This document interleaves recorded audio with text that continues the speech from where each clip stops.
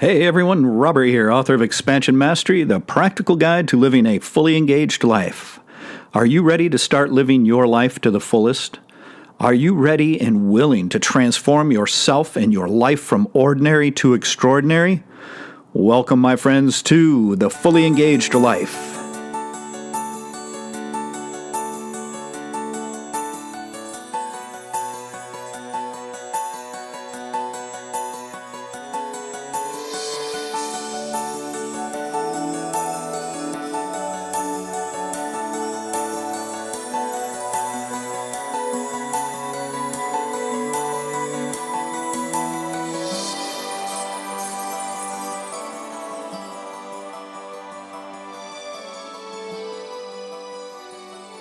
Welcome back to the show, everyone. Today I'd like to cover the topic of burnout. Many of you may be feeling this for yourselves. Many of you may be witnessing it in your coworkers, but it seems to be increasing, and with good reason. We've been going through this virus thing now for well over a year and a half. We have so much fear, uncertainty, and doubt surrounding everything that's going on. One day you can do this, the next day you can't. There's just an incredible amount of idiocy, indecision, and outright lying going on out there. It's only natural that this would weigh on our mentality. So we may be experiencing some form of burnout, right? It could be that you notice it in your job. You just don't have the energy or the inclination even to do much. You might just be feeling a bit of mild depression. You know, maybe you've gotten yourself into what at least we call around here a bit of a funk, right? Where you just feel blah, you feel a little hopeless, you don't feel motivated, not even to do the things that you normally love to do. And now we're heading into the winter months, which normally causes a bit of that in itself.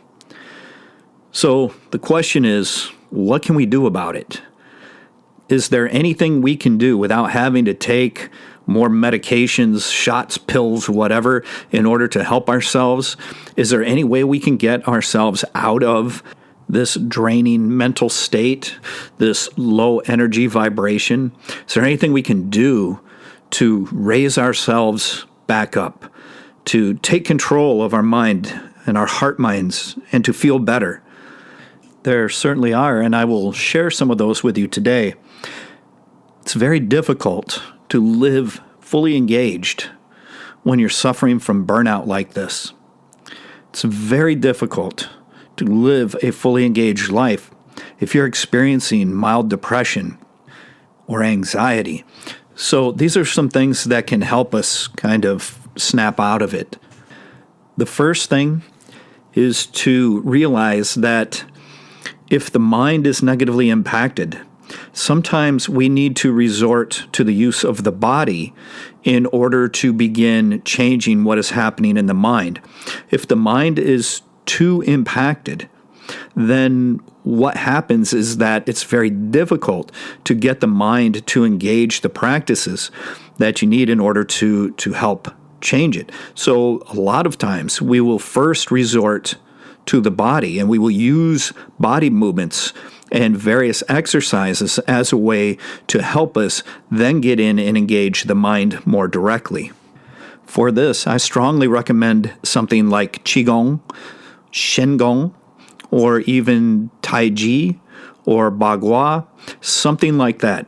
Either a more energetic form or martial form, it doesn't make any difference, but something that has your body up and moving and starting to move the energy.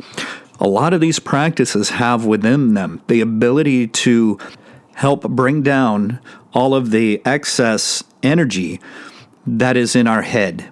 And this is one of the things that can cause this problem, especially if you have a job that requires a lot of thinking, a lot of problem solving, a lot of critical thought.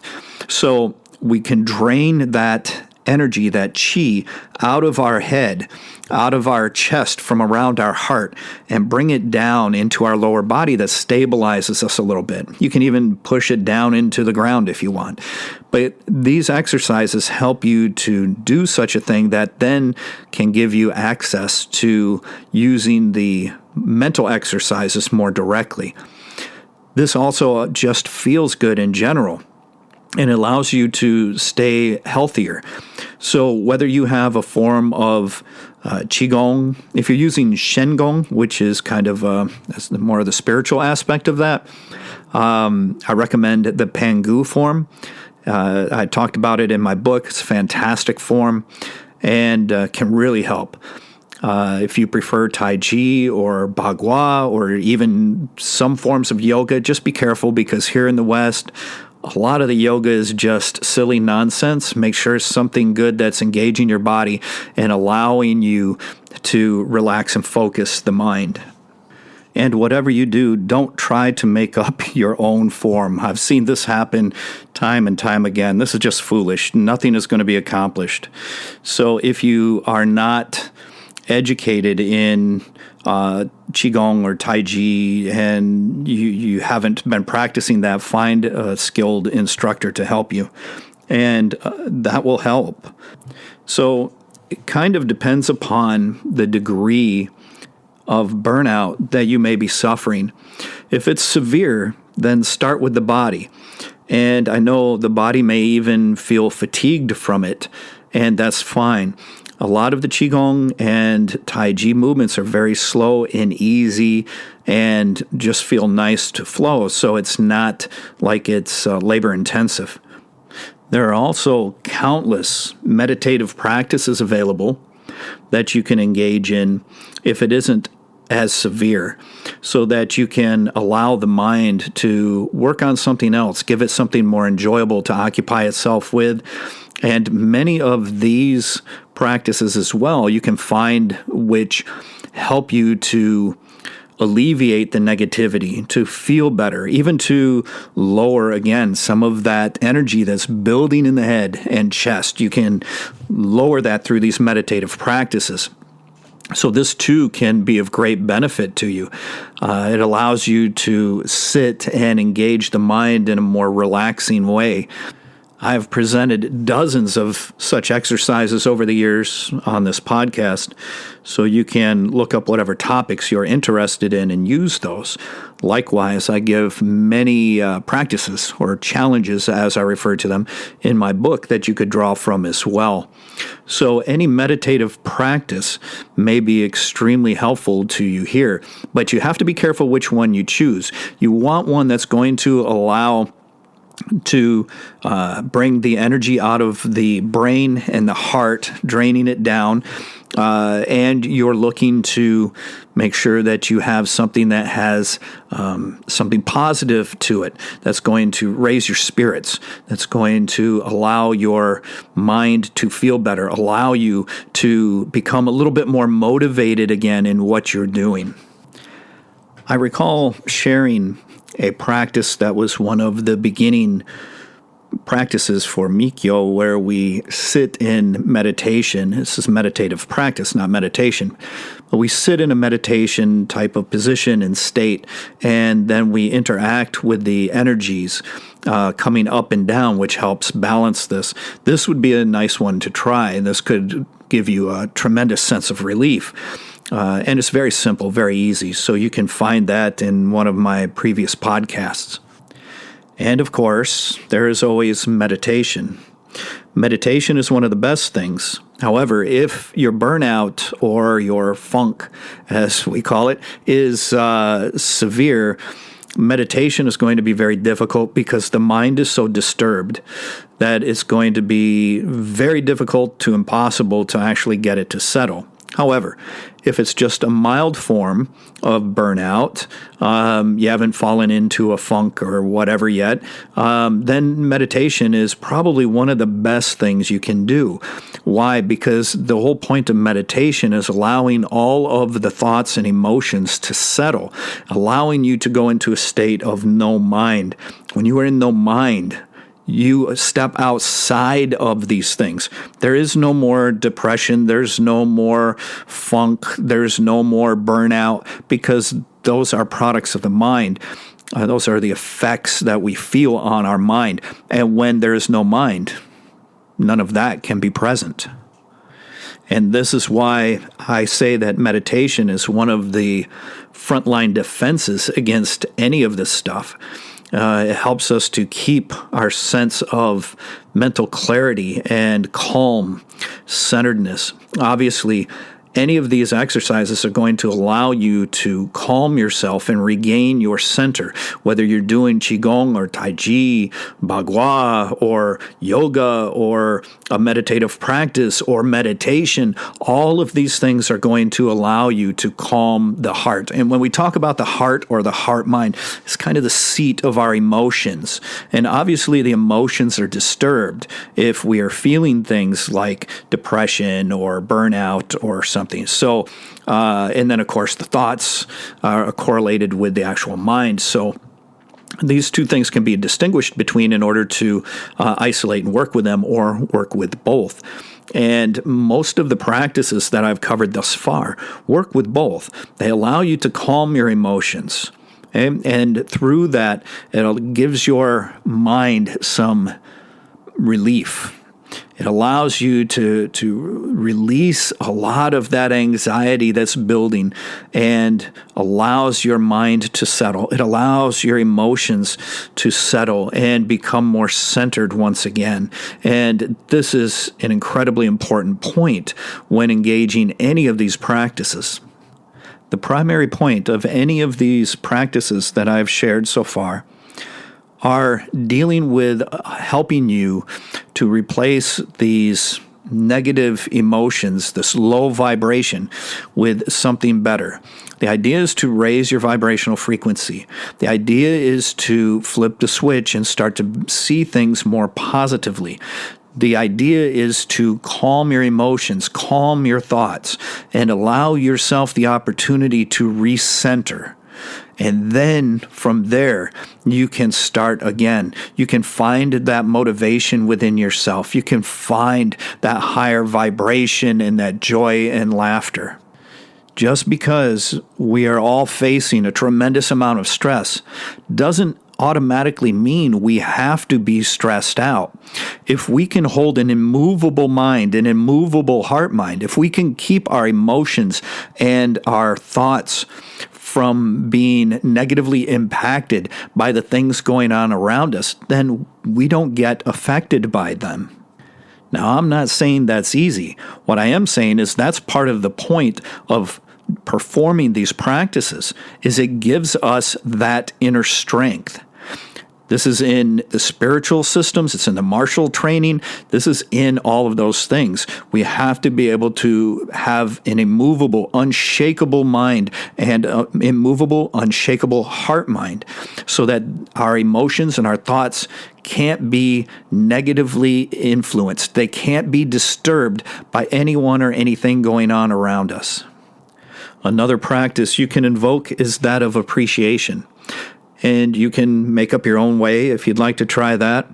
If you were fortunate enough to get one of the copies of the Appreciation Mastery program that I created, then you have a very, very powerful tool right at your fingertips, because I explain very clearly and concisely exactly how to use appreciation to raise your vibration, open your heart, put you in the present moment, and all of those things will allow you to combat this idea of burnout and depression and funk that people are falling into.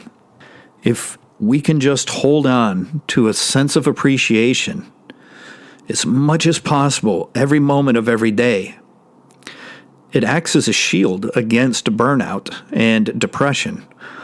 It allows us instead to live in a space of appreciation, of joy, of love, and it can give us the ability to have an immovable mind, an immovable heart mind. As long as we can hold on to that sense of appreciation, the other stuff, the negative stuff, can't creep in. Those thoughts can't creep in. Those emotions cannot creep in. All we have to do is hold on to the shield of appreciation. Think about it. For most of us, we can look at our job and think about how so many people would be so incredibly grateful to have that job right now.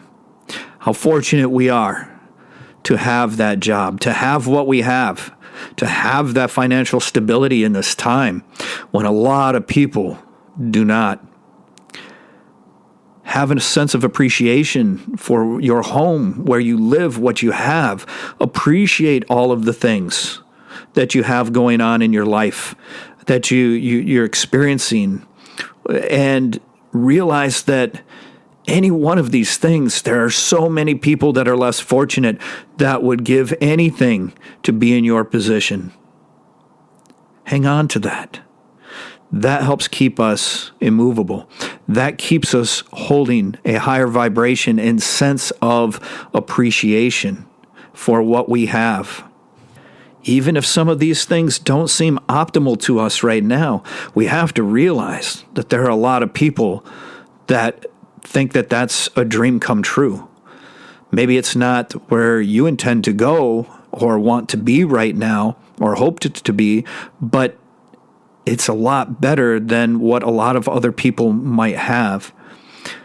So we have to hold this sense of appreciation for all of these things. We have to express appreciation. When you feel this burnout creeping up on you, if you feel some mild depression sneaking up on you, it's a good time to start expressing more appreciation.